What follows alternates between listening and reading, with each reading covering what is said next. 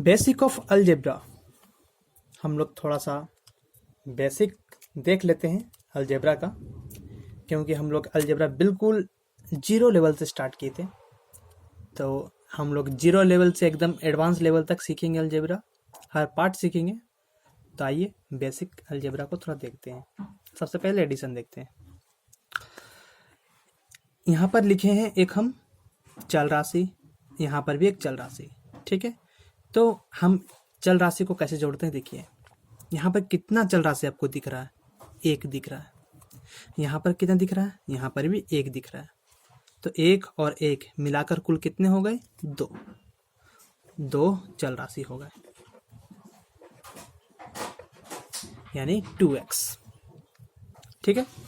यहाँ पर देखिए, यहाँ पर कितने हैं, x, यहाँ पर 2 है, 2x है।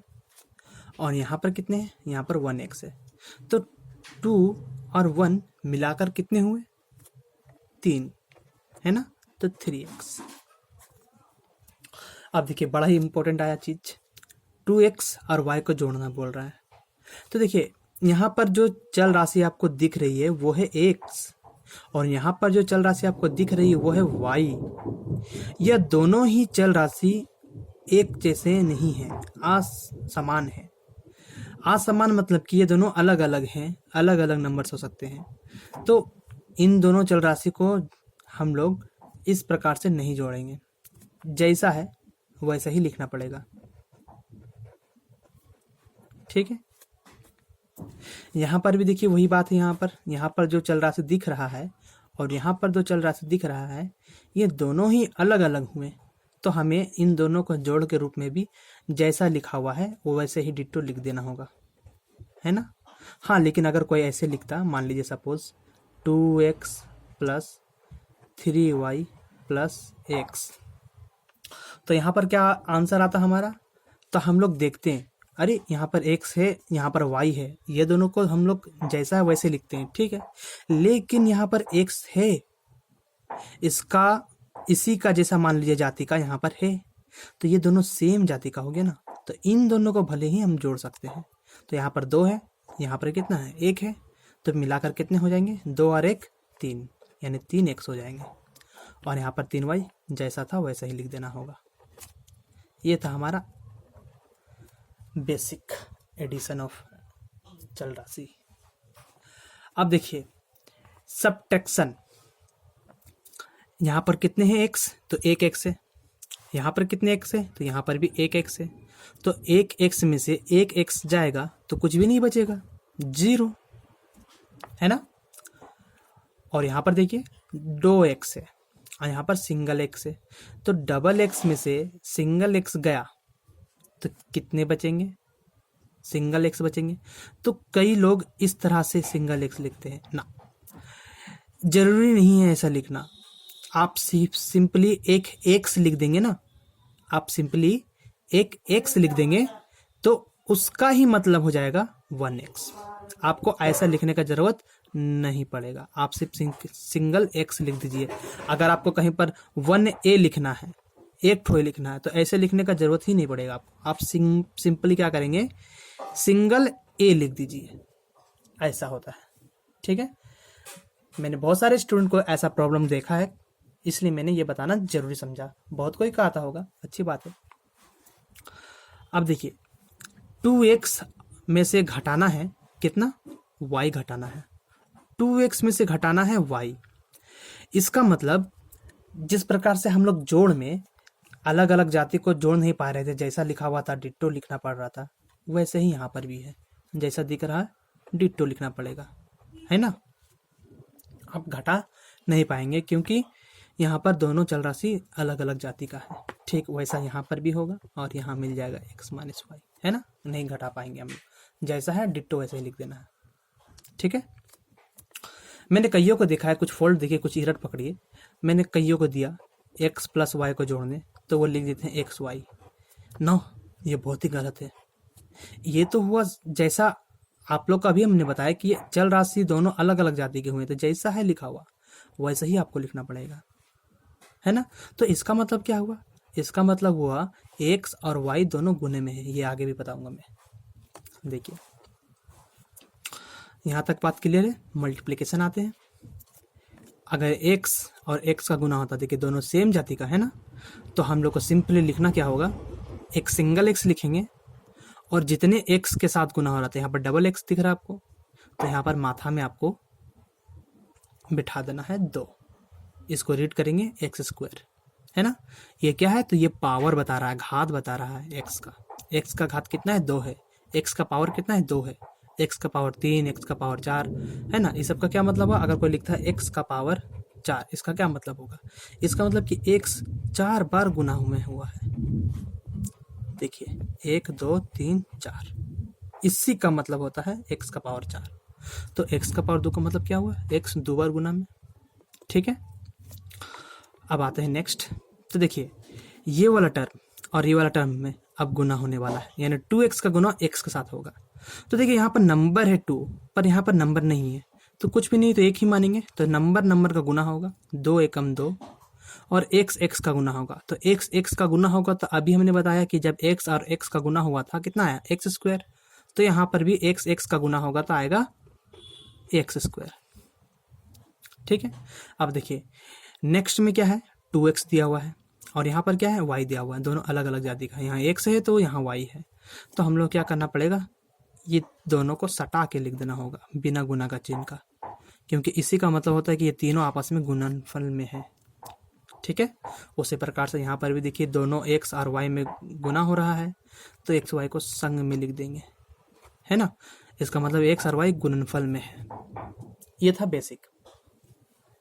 ठीक है, अगर कुछ मल्टीप्लिकेशन को और इलेबोरेट कर दें हम थोड़ा सा, मान लीजिए यहाँ तो एक पद का सब गुणनफल हुआ था, आगे हम अगर मान लीजिए ले लेते हैं 2x + 1 का मल्टीप्लाई होगा x + 3 के साथ, ये दोनों का गुना कीजिए, ये दोनों को गुना कीजिए। ठीक है, तो देखिए ये दोनों को बीच के, इन दोनों के बीच में हम गुना का चिन्ह डाले हैं, गुना का साइन डाले हैं। आप नहीं भी डाल सकते, आप सिंपली ऐसे भी लिख सकते हैं। ये दोनों ब्रैकेट इस पद को घेरे हुए, ये जो दोनों ब्रैकेट है, इस पद को घेरे हुए जो ये दोनों ब्रैकेट हैं, ये दोनों ब्रैकेट के बीच में अगर आप नहीं देते हैं मल्टीप्लिकेशन का साइन, तो भी माना जाता है कि ये दोनों पद आपस में मल्टीप्लाई होंगे। ठीक है, बड़ा ही कंफ्यूजन होता है बहुत सारे बच्चों को, और बहुत सारे बच्चों को इजीली समझ में आ जाता है। तो मैं इस बार इसको बता दिया हूँ, आप जरा ध्यान में रखेंगे। तो आइए अब इन दोनों पद को हम लोग गुना करते हैं। देखिए गुना करने के लिए आपको क्या तरीका फॉलो करना होगा, देखिए ध्यान से। यहाँ पर कितने पद है, एक पद, दो पद। ठीक है, इसके एक पद को उठाइए, तो एक पद कौन हो गया, 2x, मैंने 2x को उठा दिया। ठीक है, इस 2x को उठा लिया, अब इसको गुना करना है किसके साथ, x + 3 के साथ, ये दोनों के साथ। तो ये वाला टर्म को यहाँ पर डायरेक्ट लिख लेते हैं ब्रैकेट में, मतलब ये दोनों आपस में गुना होगा, क्योंकि ब्रैकेट के पास में बीच में हम अगर कोई चिन्ह ना डालें तो वो गुना का नॉर्मली होता है। आप गुना लिख भी सकते हैं, कोई दिक्कत वाली बात भी नहीं है। ठीक है, अब देखिए ये 2x को हमने उठाया और इन दोनों के साथ गुना किया ना, देखिए। ठीक है, पर ये पद बच गया, तो इस पद को अब उठाना है, तो ये पद में +1 है, तो +1 लेकर उठाना है और इसके साथ ये गुना टोटल, फिर यही संख्या का गुना कर देना है। जो ये वाला पहले 2x के साथ गुना हुआ था, अब यही वाला 1 के साथ भी होगा, तो लिखेंगे x + 3। ये है नियम। अब देखिए ये दोनों पद अब गुणनफल में आ चुके हैं, आसानी से हम लोग इसको अब हल कर लेंगे। इस 2x को इस x के साथ गुना करना होगा, फिर इसी 2x को इस 3 के साथ गुना करना होगा, क्योंकि इसमें कुल 2 पद हैं। अगर 3 पद होते तो ये 2x को इसके साथ, फिर इसके साथ, फिर इसके साथ, जो तीसरा पद आएगा उसके साथ भी करना पड़ता। तो यहाँ पर 2 ही पद है, तो 2 ही बार होगा गुना, पहले इसके साथ करेंगे, तो x का गुना होगा तो x², यहाँ पर 2 है, और फिर 2x का गुना 3 के साथ होगा, तो यहाँ बीच में प्लस भी है तो प्लस लेना होगा, तो 2 तिहाई 6, 1 से, पर इसके पास x नहीं है तो 100 से ही लिखा गया। फिर आया बीच में प्लस 1 का गुना होगा x के साथ तो x ही मिलेगा, फिर 1 का गुना 3 के साथ होगा तो +3 मिलेगा। ठीक है, अब इसको थोड़ा सा हम लोग सरल करते हैं।